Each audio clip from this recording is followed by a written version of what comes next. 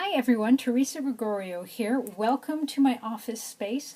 What I'd like to do in this video is go over with you briefly the results from the survey that I just closed recently and how that's going to inform what we're going to be doing moving forward with the Knit Petite project this year. I say closed in air quotes like that because I would like to keep it open. It's a Google Forms document. I'll leave the link up there for now at least so that we can keep gathering more information. It's funny, as I was putting it together, we got 2 more responses. So it is still active, which is very encouraging for me. I'm glad to see there's so much interest in it. So over the past few days, the responses shot right up. They actually doubled over the past couple of days. So I did decide to keep it up a little bit longer for that reason. And it's only a few questions, which I'm going to go over with you here to give you a little bit of an idea of where we stand, at least today, which is February 8th, 2017, and how I'm actually using that information to move forward with the entire plan for the project for this year. So the survey results, I'll be scrolling through my computer here in front of you all.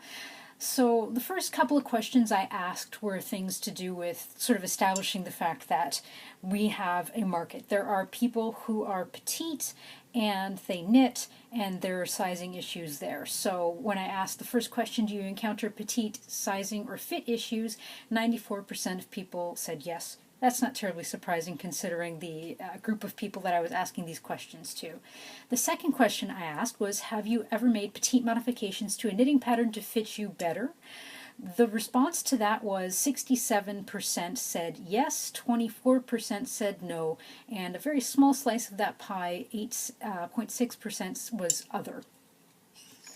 Then I got into slightly more meaty questions where I wanted to figure out a little bit more about if there is a market that exists for knitting petite fit issues there, and the sorts of things that people encounter.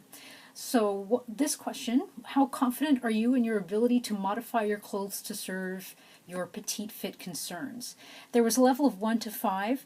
The vast majority of people were levels 1 to 3, as in 1 not being very confident and 3 being moderately confident. So it was 19% at 1, 27% at 2, and 32% at 3. So the vast majority of the percentage, people were not terribly confident about petite fitting concerns, although most people who took the survey did identify that they do have petite fit issues. So you might not be confident in what you do to petite your clothing, but you know that it has to happen. So we've kind of established that at this point with the survey. How satisfied are you with the petite knitwear pattern options available? Very clearly, people are not particularly satisfied. So again, it's a 1 through 5 scale, 1 being not satisfied at all, 5 being very satisfied.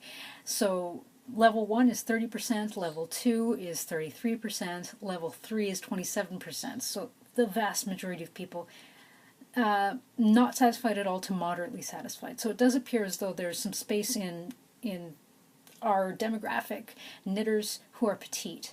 There's something there that deserves to be spoken about. So that's what I'd like to do this year, is speak a little bit about this with you. So now, the next part of the survey, the next couple of questions, talk a little bit about more specifically the stuff that we're interested in and the stuff that we come up against.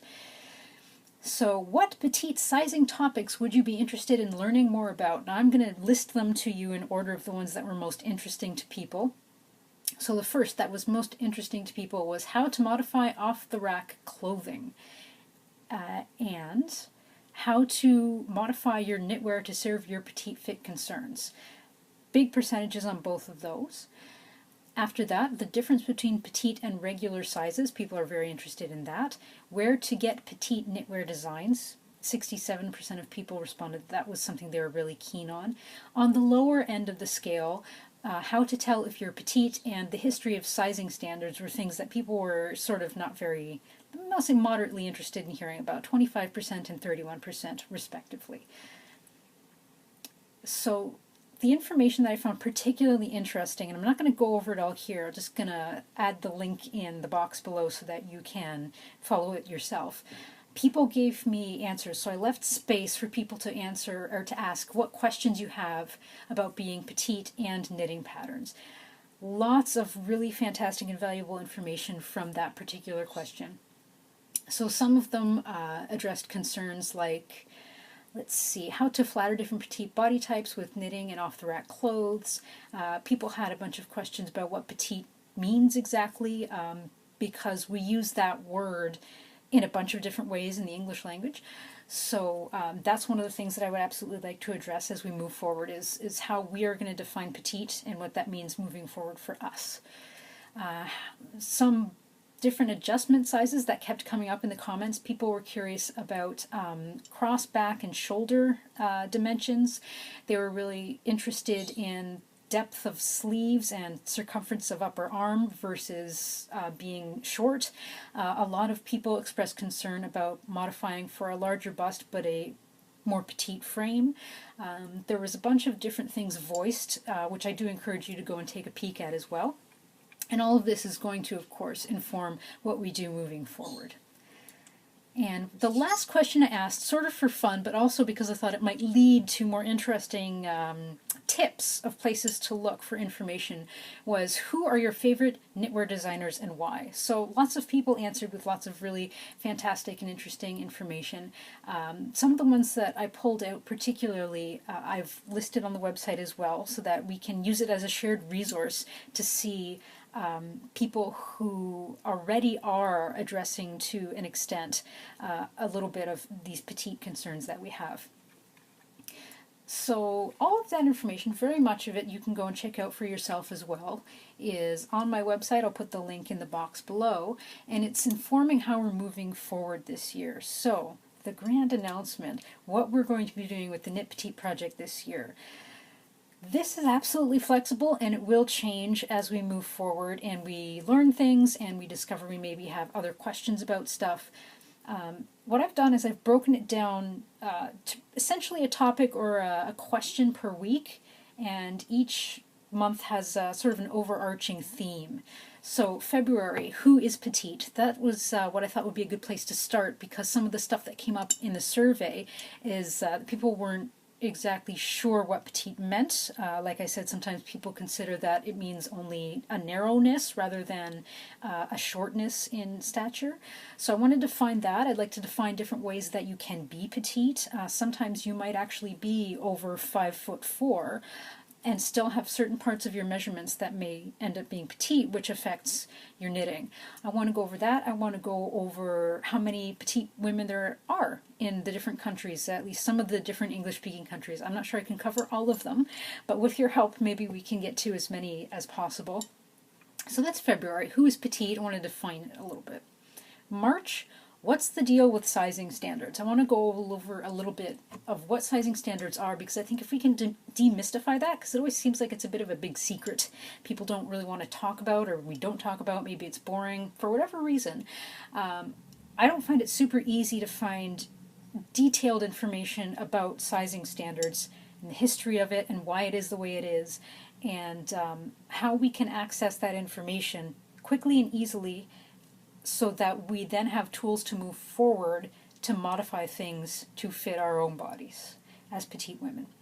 So I want to go over that. Sort of February and March are kind of baseline months to build up information, so that for like April, May, June, to get into the meat of looking at our own bodies, looking at how our own petiteness matches up with any petite sizing standards that exist, any standard sizings that exist, and how we can modify what we already have and move forward. So April's topic is petite sizing issues and why we should care. May's is how petite affects knitting. I think it's valuable to ask if it's even something that is worth going into, because some people may believe that, well, if all you have to do is shorten it, then that's not a problem. What I've been looking into says the opposite of that, but I want to take the time to examine why that's the case. So how does petite affect knitting? Is this worth looking at in the first place? In June, tactics to petite your knits. I expect that this is something that most people are really interested in, because in that month, in June, I would like to very much get into We've measured ourselves, we've looked at the sizing history, we've looked at what the standards are, and now we can see what our bodies are, how to measure them, and how to apply that information moving forward so that we can modify the things that we have, so that we can make other choices when we purchase things like patterns or even off-the-rack clothing. In the summer, so in July, I'd like to look at what the world of sewing can teach knitters. I know that my interest in fit and petite issues came alive when I started learning how to sew.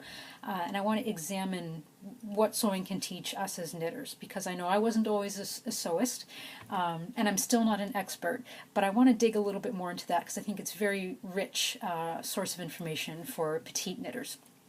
In August, I'd like to look into petite-friendly designers and resources and start compiling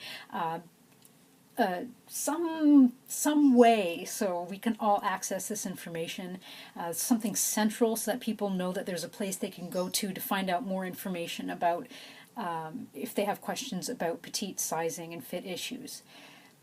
Let's see, September, shopping for petites. I thought it would be a little bit fun nearer to the end of the year to start looking outside of knitting, because we looked at sewing and now we're going to be looking at off-the-rack purchases. Now that we know about our bodies and what sizing standards are, that perhaps we can take things off the rack, things that are maybe deep in our closet, have another look at them and see if maybe the reason that we're not wearing them or the reason why we've been passing other things up is something that we can now fix. It's something that we have tools now to move forward with and apply to our lives so that we can make the most of what we have and make the most of the new purchases that we may make in future. At the end of the year, I'd like to do a lot more applying and a lot of review and being critical of what we had done earlier in the year. So in October, I want to focus on creating your Knit Petite project. So I have a grand idea that at some point in the year, once we've done a lot of looking and learning and sharing, people will be interested in doing something of a knit along so that we can actually get into it, because with fit issues, even if we're focusing on petite, we all have different bodies, and so we are all going to have different needs that we want to fit, but we're also all going to have different tastes, we're all going to have different resources, and so I think a knit along would be a really great way of really applying as a group the sort of stuff that we had learned earlier in the year. So that's my hope for October, that we can do a knit along. And then in November, focus on the same sorts of things. I want to give a lot of time for us to actually absorb and apply the information that we've learned this year. And in December, year in review, I want to wrap everything up with reflection. I want to see what we've learned, what we can improve on, what we can move forward with. So that's a little bit of an overview. Like I said, it's going to be absolutely malleable.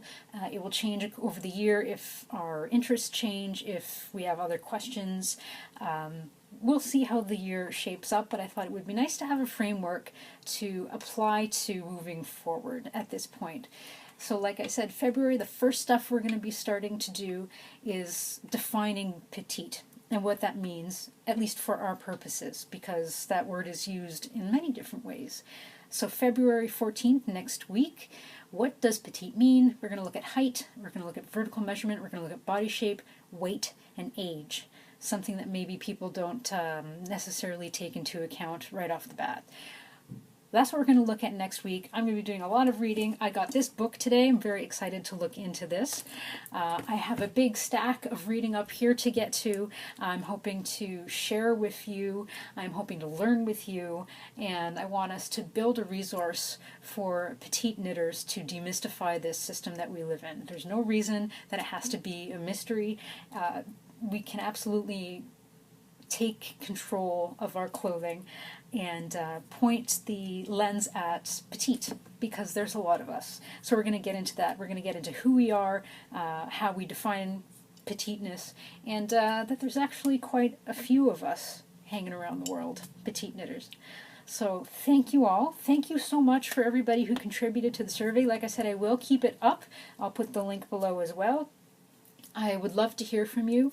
I'll put all my other contact information below too. Thanks so much. At this point we've got 118 replies, which exceeds my expectations to the survey. Let's see how much more information we can gather so that we can absolutely tailor this year and our look at petite knitting fit issues to what we're actually interested in. So thank you all so much. I will be back to give you updates and to share information as the year goes by. Again, check the links in the box below so that you can access all of this stuff that I've been talking at you about. Thanks so much.